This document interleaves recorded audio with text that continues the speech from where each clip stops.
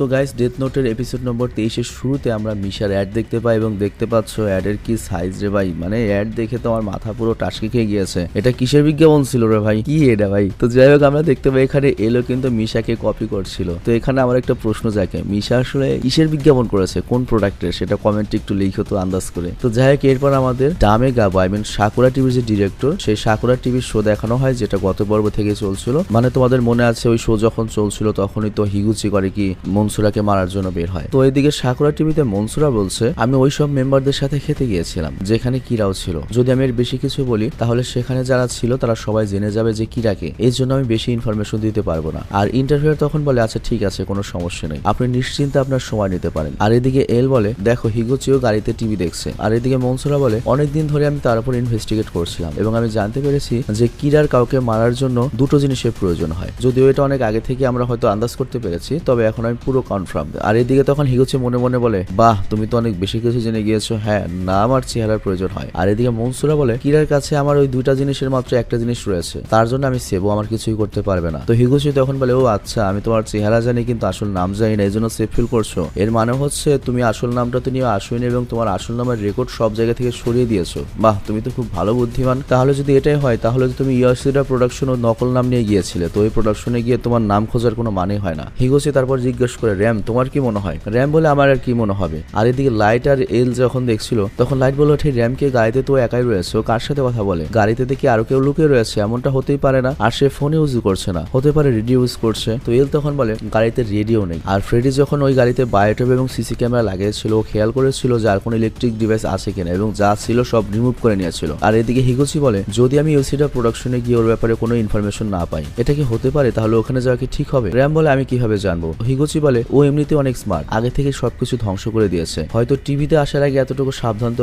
হতেই হতো। আর তোমার কি এতে কোনো সন্দেহ হয় না যে ইউসিডা প্রোডাকশনের দরজার চাবি ম্যানেজার কেন আমাকে দিয়ে দিল এত সহজে? যদি ওখানে কোনো চুরি হয় আমার উপরেই তো সন্দেহ আসবে বা ম্যানেজার একটা বিপদে পড়বে। আর এদিকে মিশা বলে এটা ঠিক নয়, তার মানে হিগুচি কি সেখানে যাবে না? এল বলে না চিন্তা করো না, ও অবশ্যই যাবে। আর এদিকে হিগুচি বলে যদি আমি সেখানে যাই তাহলে এটা হতে পারে যে সেখানে গিয়ে নকল নামে পেলাম, এটা তো হতেই পারে। র্যাম তখন মনে মনে ভাবে হয়তো ইগুচি যে ইউসিডা প্রোডাকশনে যাবে এই ব্যাপারটি নিশ্চয়ই লাইট আর মিশার প্ল্যান। আর সে বলে দেখো ও যদি জেনে থাকে তুমি কিরা তাহলে তোমার নাম কিন্তু খুব শীঘ্রই তোমাকে বলে দেবে, তুমি এর থেকে বাঁচতে পারবে না। আর তখনই নিউজে অ্যানাউন্সমেন্ট হয় কিরার নাম আর আধা ঘন্টার মধ্যেই বলে দেওয়া হবে। তো র্যাম তখন বলে আমার মনে হয় তোমার দ্রুত করা উচিত, হতে পারে ওখানে ওর নকল নামও রয়েছে আসল নামও রয়েছে, কারণ একটা কোম্পানি তো যাচাই বাছাই ছাড়া কাউকে চাকরিতে নেবে না। আর ডেথ নোট কিন্তু সবসময় কাজ করে, এতে তুমি কনফার্মও হতে পারবে যে ও মারা গেল। ইউসিডা বলে হ্যাঁ, তো ওকে মারার পরে তারপর আমি ইউসিডা প্রোডাকশনের যাকে যাকে কল করেছিলাম যাদেরকে চিনি সবাইকে মেরে ফেলবো, সাথে মিশা এবং তার ম্যানেজার মগিকেও মরতে হবে। তো মিশা তখন ভয় পেয়ে যায় কি ও আমাকে মেরে ফেলবে, এটা ঠিক নয়। কিন্তু এল তখন বলে চিন্তা করো না, ও বলেছে মনসুরাকে মারার পরে তারপর তোমাকে মারবে, কিন্তু মনসুরাকে মারার আগে ওকে আমরা কেল্লা খতম করে দেবো। কিন্তু র্যাম যখন শুনে হিগুচি মিশাকেই মারা প্ল্যান করছে আর মিশার জন্য এত কিছু, তখন বলে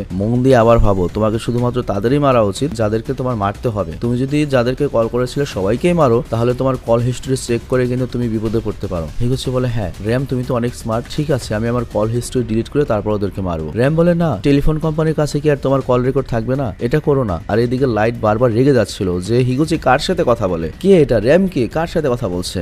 তখন এল বলে ও সত্যিই যদি কারোর সাথে কথা বলে থাকে তার মানে এটা নিশ্চয়ই কোনো শিনিগামী বা ফেরেস্তা যাকে আমরা খালে চোখে দেখতে পারছি না। আর শিনিগামীর কথা শুনে মিশাতে অ্যালার্ট হয়ে যায় কারণ ও তো শিনিগামী দেখেছে। আর তারপর এল বলে হ্যাঁ এরকমই তো মনে হচ্ছে। আর এদিকে র্যাম মনে মনে বলে আমার মনে হয় ওকে এখন জিজ্ঞেস করা উচিত। আর তারপর সে হিগুচিকে জিজ্ঞাসা করে হিগুচি তুমি কি তোমার নোটবুকের ওনারশিপ ফরফিট করতে চাও? হিগুচি বলে না, এতে আমার সাথে আরো খারাপ হবে, কারণ ও টিভি চ্যানেলে গিয়ে বলেছে আমার বিরুদ্ধে প্রমাণ রয়েছে। তো ও যদি আমাদের কোম্পানির গ্রোথ দেখিয়ে দেয় যেভাবে মানুষ মেরে আমরা এতখানি ভালো করেছি তাহলে এত 12টা বেজে যাবে, কোম্পানিও শেষ হয়ে যাবে, আমিও মারা পড়বো। আর তখন ওদিকে টিভিতে ইন্টারভিউয়ার বলে মানে যে ইন্টারভিউ নিচ্ছে সে বলে আমরা এই শোকে এমন ভাবে বানিয়েছি হয়তো কিরাও এই শো লাইভ দেখছে। মনসুরা তখন বলে ও আচ্ছা তাহলে আমি কিরার সাথে ডাইরেক্টলি একটা কথা বলতে চাই, কিরা তুমি হারমোনি নাও আমার সামনে চলে আসো। হিগুচি তখন মনে মনে বলে এই ছেলেটা তো বোকার মতো অ্যাক্ট করছে, তবে না ও এত বোকাও নয়, ও এর আগে মারা যাওয়ার যে সুন্দর নাটক করে বেঁচে গিয়েছে ওকে আমার দ্রুত মারতে হবে। আর তারপর হিগুচি করে কি ইউসিডা প্রোডাকশনে আসে। তো এখানে আগে থেকে মগি আর আইবার বাইরে দাঁড়িয়ে ছিল, মানে এটা একটা ফাদার কি। তো হিগুচি করে কি পিন কোড দিয়ে ভেতরে ঢুকে যায় আর মনে করে যে ওই লোকটি বলেছিল কোথায় ওর ফাইলটা রাখা রয়েছে। তো ফাইল খুঁজতে শুরু করে আর সে ফাইনালি মিশার পুরনো ম্যানেজারের নাম পেয়ে যায় আর নামটা হচ্ছে ইয়োশিমিডা তাইচিরো, মানে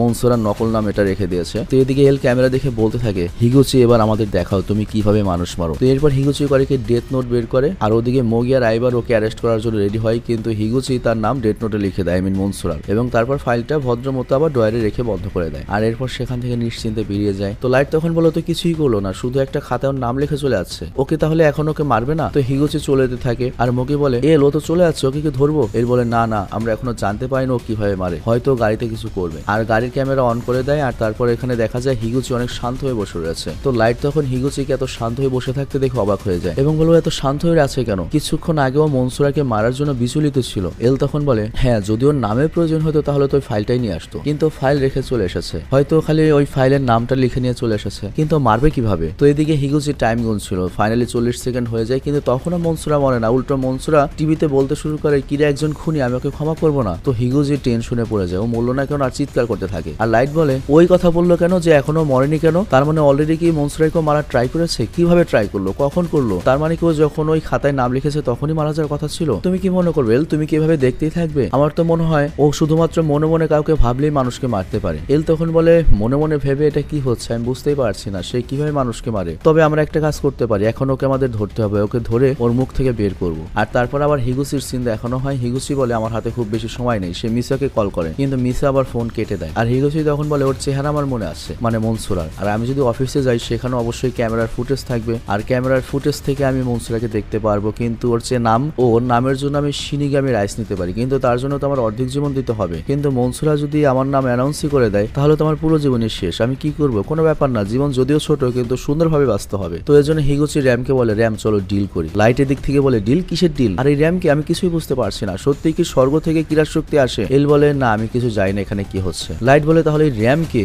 আর এল তখন বলে শিনিগামি, অবশ্যই শিনিগামি, কিন্তু আমাদের দেখতে হবে শিনিগামি দেখতে কেমন বা এটা কিভাবে কাজ করে। আমার কাছে মনে হচ্ছে একটু পরে আমরা আরো কিছু জানতে পারবো যে ওই কিভাবে মারে। তো এইদিকে ফাইনালি হিগুচির কাছে শিনিগামি আইস চলে আসে, আর সে বলে এখন আমাকে আর কেউ আটকাতে পারবে না, এখন আমার কাছে অনেক অপশন রয়েছে। তো এরপর হিগুচি আবার বেরিয়ে পড়ে, আর মোগি আর আইবার ফ্রেডি তিনজন ওর পেছনে পড়ে যায়। ফ্রেডি হচ্ছে হোন্ডা নিয়ে, মোগি আর আইবারও হচ্ছে গাড়ি নিয়ে। তো হিগুচি অনেক ওভার স্পিড করছিল, আর এর জন্য একজন পুলিশ অফিসার ওর পেছনে লেগে যায় আর গাড়ি সাইডে থামিয়ে দেয়। আর তখন ওই মেয়ে ফ্রেডি করে কি মোটরসাইকেল নিয়ে গিয়ে যায়, থামে না। সে বলে দেখো আমিও চলে যাচ্ছি, আইবার আর বাকিরা ওকে সামলে নেবে। আর পুলিশ হিগুচিকে আটকে রেখেছে। তো এখানে অফিসার হিগুচিকে বলে তুমি অনেক দ্রুত গাড়ি চালাচ্ছিলে, তোমার ড্রাইভিং লাইসেন্স দেখাও। তো হিগুচি তার ব্যাগে হাত ঢোকে এবং বলে আমার সময় নষ্ট করছো না, ওর স্কেল্লা খতম করে দেই। তো এরপর সে ডেট নোটে পুলিশ অফিসারের নাম লিখে দেয় আর লেখা হচ্ছে অ্যাক্সিডেন্ট। আর তারপরে সে গাড়ি চালাতে শুরু করে, পুলিশ অফিসারের পেছনে যেতে শুরু করে, আর তার পেছনে মোগি আর আইবার ছিল। আর তখনই সেখানে পুলিশ অফিসারের গাড়ি অবিশ্বাস্যভাবে ট্রাকের সাথে গিয়ে ধাক্কা লাগে এবং পুলিশ অফিসারের ইনস্ট্যান্ট মৃত্যু হয়ে যায়। আর মোগি তখন জানিয়ে দেয় পুলিশ অফিসারের অ্যাক্সিডেন্ট হয়েছে। লাইট তখন বলে কি অ্যাক্সিডেন্ট? এল তখন বলে হিগুচি তো শুধুমাত্র ওর ব্যাগে হাত ঢুকিয়েছিল, সে কি ব্যাগে এমন কিছু করেছে? না, এমন কিছু তো করেনি, এরকম কিছু তো বুঝলাম না। আর ও পুলিশের নাম জানলো কি হবে? যদি ও করেই থাকে এটা তো ভাববার বিষয়। তার মানে কি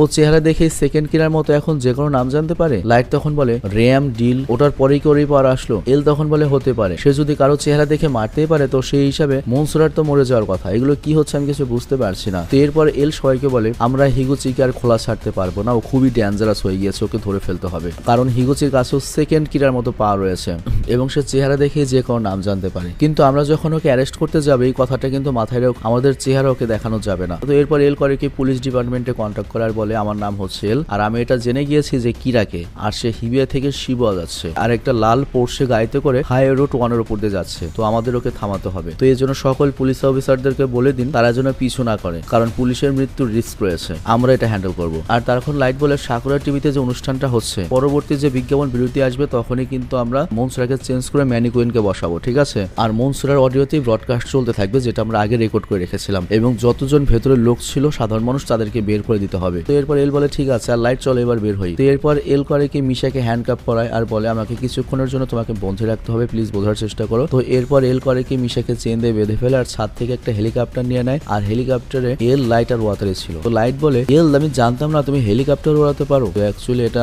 লাইটের ব্যক্তিগত হেলিকপ্টার, লাইট কত ধনী বুঝতেই পারছো, একটা মাল শালা। আর তখন ওয়াতারে একটা স্নাইপার বের করে, আর লাইট তখন বলে হিগুচি সাকুরা টিভির দিকে যাচ্ছে নাকি অন্য কোথাও যাচ্ছে, নাকি ভুল রাস্তায় যাচ্ছে। আর এল তখন বলে ওর রুট দেখে মনে হচ্ছে ও ওদের কোম্পানির মেইন অফিসে যাচ্ছে। আর এদিকে হিগুচিও বলতে থাকে আমি যদি মেইন অফিসে যাই সেখান থেকে আমি সিসি ক্যামেরার ফুটেজ থেকে মনসুরা রিলেটেড সকল ফাইল পেয়ে যাবো এবং ওর চেহারা দেখে ওকে মেরে দেবো। আর এলের মাথাও তখন এটা খেলে। এল তখন করে কি ফ্রেডিকে কল করে এবং বলে তুমি যে ইয়সুবার মেইন অফিসে ক্যামেরা যখন হ্যাক করেছিল তখন মনসুরা রিলেটেড সকল ফাইল ডিলিট করেছে তো? ফ্রেডি বলে হ্যাঁ। কেন, কি হয়েছে, ওকে ওখানে যাচ্ছে? তো এল বলে হ্যাঁ। আর ফ্রেডি তখন বলে ঠিক আছে, এখন আমি অনেক সময় পাবো, কারণ ও পরবর্তীতে সাকুরা টিভিতে আসবে। তো আমি মিস্টার ইয়াগামের কাছে যাচ্ছি, সেখানে গিয়ে ওয়েট করছি। আর এদিকে আমরা দেখি হিগুচি সত্যি সত্যি ইয়াসুবার মেন অফিসে যায় আর ওই দিনের সকল ফুটেজ চেক করে, কিন্তু এখানে কোনো ফুটেজ ছিল না। আরো বলে কি আমাকে ধোকা দিয়েছে, সকল ফুটেজ কেউ ডিলিট করে দিয়েছে, এটা কিভাবে হতে পারে। তো এরপর হিগুচি সেখান থেকে বেরিয়ে যায় আর বলে আমার কাছে সময় নেই। ওদিকে মনসুরা বলছে আমার তো ইচ্ছে করছে এখনই নাম বলে দিই, কিন্তু বলবো না, আমাকে আরেকটু ওয়েট করতে হবে। আর তখন আমাদের দেখানো হয় মনসুরার বদলে ম্যানিকুইন বসে রয়েছে এবং ক্যামেরাও সেভাবে চলছে। আর এদিকে হিগুচি বলে তাহলে আমাকে সাকুরা টিভিতে গিয়ে ওকে মারতে হবে। তো লাইট এই জিনিসটা খেয়াল করে আর চিপকে ইনফর্ম করে দেয় মানে ওর বাবাকে 15 মিনিটের মধ্যে কিন্তু হিগুচি সাকুরা টিভিতে পৌঁছে যাবে, তুমি ঠিক আছো তো? তো চিপ বলে হ্যাঁ আমি ঠিক আছে, আমাকে নিয়ে চিন্তা করো না। আর এরপর আমরা দেখতে পাই সেখানে ফ্রেডি পৌঁছে গিয়েছে এবং সে চিপকে একটা পিস্তল দেয় যে কির আসার সময় হয়ে গিয়েছে, এই নিন পিস্তলটা নিন সেলফ ডিফেন্সের জন্য।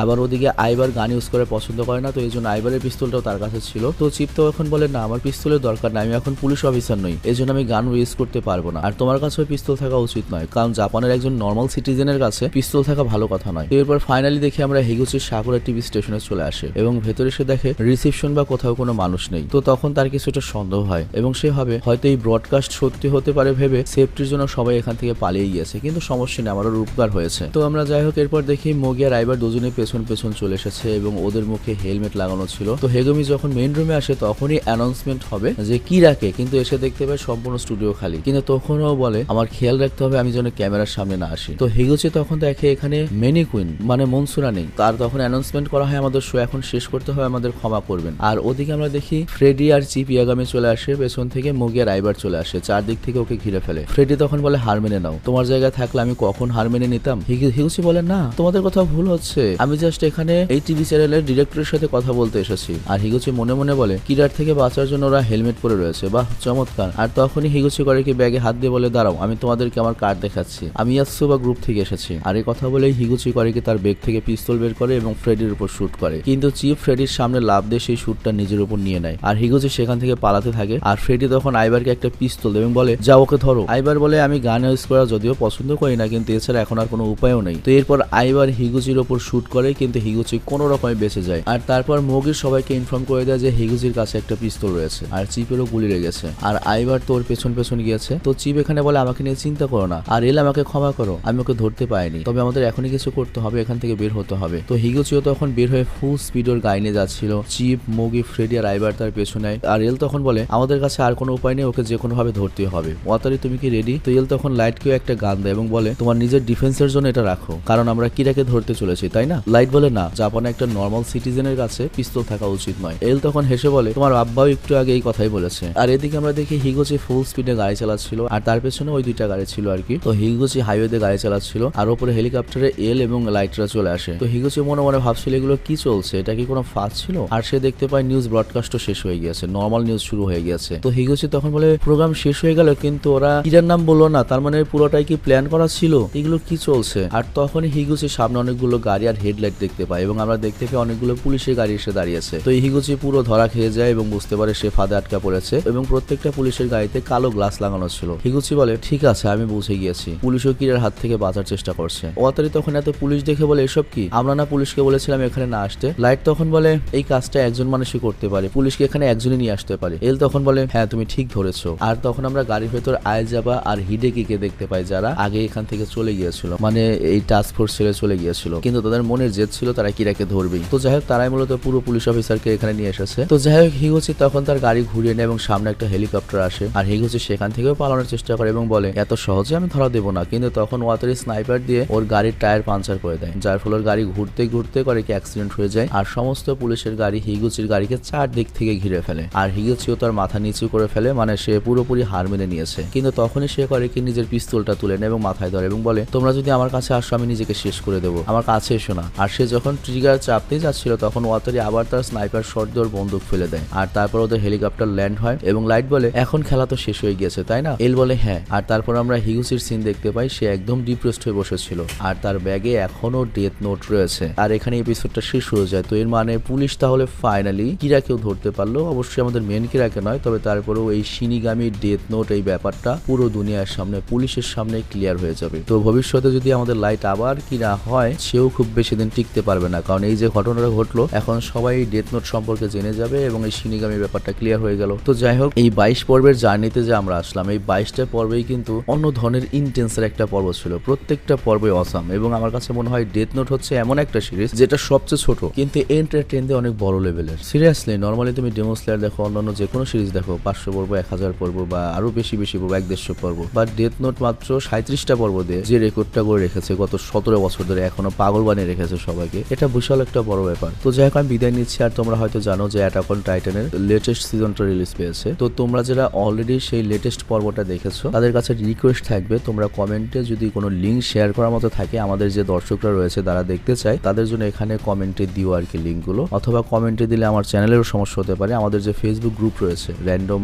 ভিডিও চ্যানেল কমিউনিটি, সেই গ্রুপে তোমরা অ্যাড হও। সেই গ্রুপে তোমরা জুজুৎসু কাইজেনের এপিসোড বা বিভিন্ন এপিসোড বা তুমি যে এনিমিগুলো পছন্দ করো সেগুলোর সাজেশন কাউকে দিতে পারো। কারণ দেখো, আমার একার পক্ষে তো আর শত শত এনিমি এক্সপ্লেন করা পসিবল না বা সব এনিমি সম্পর্কে বলা পসিবল নয়। কিন্তু আমাদের যে নতুন প্রায় 50,000 ফ্যান বেস তৈরি হয়েছে অ্যানিমের, সেই ফ্যান বেসদের মজা দিতে কিন্তু তোমরা যারা পুরনো এনিমি লাভার রয়েছে তারা হেল্প করতে পারো। ব্যাপারটা এরকম হওয়া উচিত না যে আমি পুরনো এনিমি লাভার, আমি একটা কিছু, ওরা নতুন এনিমি লাভার। ব্যাপার এরকম কোনো কিছু নয়। তোমাদের কি করতে হবে, আমরা সবাই এনিমি লাভার একসাথে। যেমন আমি ওয়ান পিস কখনো দেখিনি, ওয়ান পিসের মাত্র 8 পর্ব দেখে কিন্তু আমি ওয়ান পিসের ফ্যান হয়ে গেছি। আমি বিশ্বাস করি নারুতো দেখলে আমি নারুতোর ফ্যান হয়ে যাবো। ওদের প্রত্যেকটা এনিমি ভিন্ন ভিন্ন স্বাদ দেয়। ব্যাপারটা এরকম না যে এইটা ওইটার চেয়ে সেরা, ওইটা এটার চেয়ে খারাপ, এরকম কিছু না। সবাই যার যার মতো আলাদা আলাদা রকমের একটা মজা দেয়। তুমি দেখো ডেথ নোটের যে মজাটা দিয়েছে এটা কিন্তু ডেমন স্লেয়ার দেয়নি। ডেমন স্লেয়ার যে ধরনের মজা দিয়েছে এটা আবার ডেথ নোট দেয়নি। কিন্তু তার মানে এই না যে ডেথ নোটের চেয়ে ডেমন স্লেয়ার ভালো, ডেমন স্লেয়ার চেয়ে ডেথ নোট খারাপ, এরকম কোনো কিছু না। যার যার জায়গায় যে যে আলাদা রকমের মজা দিচ্ছে। তো এই জন্য নো পাসায় আঙ্গুলি আঙ্গুলি অনলি কি হবে, একজন আরেকজনের বলবে যে ভাই আপনি ওয়ান পিস দেখছেন,